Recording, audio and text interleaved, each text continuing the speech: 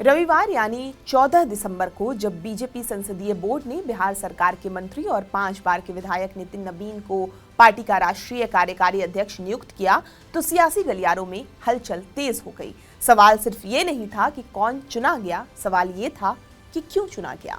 असल में ये फैसला अचानक नहीं था। इसकी पटकथा हफ्ते भर पहले छत्तीसगढ़ की राजधानी रायपुर में लिखी जा चुकी थी। पिछले हफ्ते रविवार यानी 7 दिसंबर केंद्रीय गृह मंत्री अमित शाह छत्तीसगढ़ दौरे पर थे। इसी दौरान रायपुर में एक लंबी बेहद गोपनीय बैठक हुई। सामने थे अमित शाह और नितिन नबीन। सूत्र बताते हैं कि ये कोई औपचारिक मुलाकात नहीं थी। 2023 के छत्तीसगढ़ विधानसभा चुनाव में बीजेपी की वापसी के पीछे जिस व्यक्ति की रणनीति सबसे ज्यादा चर्चा में थी वो नितिन नबीन थे।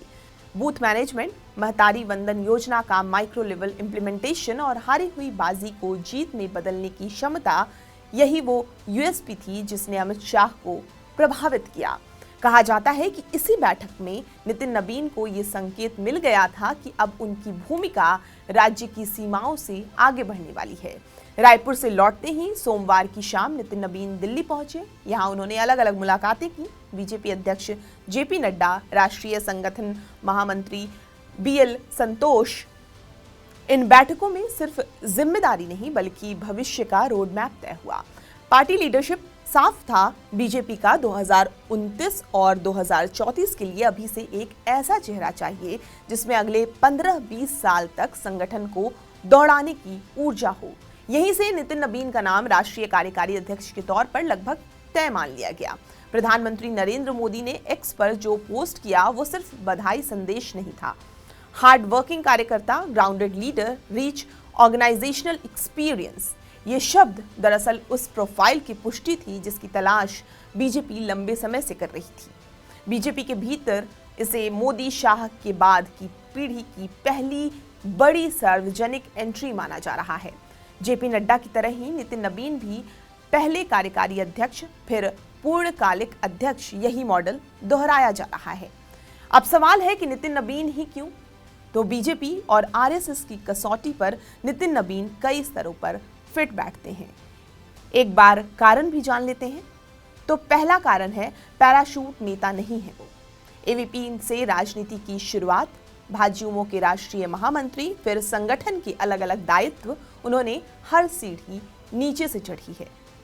दूसरा कारण माना जा रहा है कि पटना की बांकीपुर सीट से लगातार 5 बार उन्होंने जीत दर्ज की है।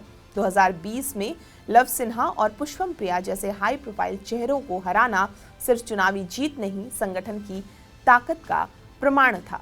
तीसरा, 2023 का छत्तीसगढ़ विधानसभा चुनाव उनका टर्निंग पॉइंट बना। यहीं से वे अमित शाह की गुड बुक्स में स्थायी रूप पर दर्ज हो गए। चौथा कारण बताया जा रहा है कि संघ पृष्ठभूमि है लो प्रोफाइल, अनुशासित, विवादों से दूर। संघ जिस तरह से स्वयं सेवक को शीर्ष पद पर देखना चाहता है, नितिन नबीन उस खांचे में फिट बैठते हैं। और पांचवा और सबसे महत्वपूर्ण कारण है न्यू इंडिया का चेहरा। 45 साल की उम्र, डिजिटल राजनीति की समझ, युवाओं से कनेक्ट करना। बीजेपी अब वाजपेयी आडवाणी युग से निकलकर पूरी तरह से पोस्ट मोदी ट्रांजिशन की तैयारी में है। नितिन नबीन का राष्ट्रीय कार्यकारी अध्यक्ष बनना सिर्फ उनकी व्यक्तिगत सफलता नहीं, ये बिहार के लिए भी एक बड़ा राजनीतिक संकेत है। मुख्यमंत्री नीतीश कुमार से लेकर उप मुख्यमंत्री सम्राट चौधरी तक सभी ने इसे बिहार के लिए गौरव का क्षण बताया है। पार्टी के भीतर इसे बिहार बीजेपी के बढ़ते कद के रूप में देखा जा रहा है। खैर, सवाल उठ रहा है कि अब आगे क्या? फिलहाल नितिन नबीन कार्यकारी अध्यक्ष है। बीजेपी के संविधान के मुताबिक राष्ट्रीय परिषद की मोहर के बाद ही पूर्णकालिक अध्यक्ष की घोषणा होती है। सूत्रों की माने तो 14 जनवरी 2026 यानी खरमास समाप्ति के बाद एक भव्य अधिवेशन में नितिन नबीन को औपचारिक रूप से बीजेपी का राष्ट्रीय अध्यक्ष बनाया जा सकता है।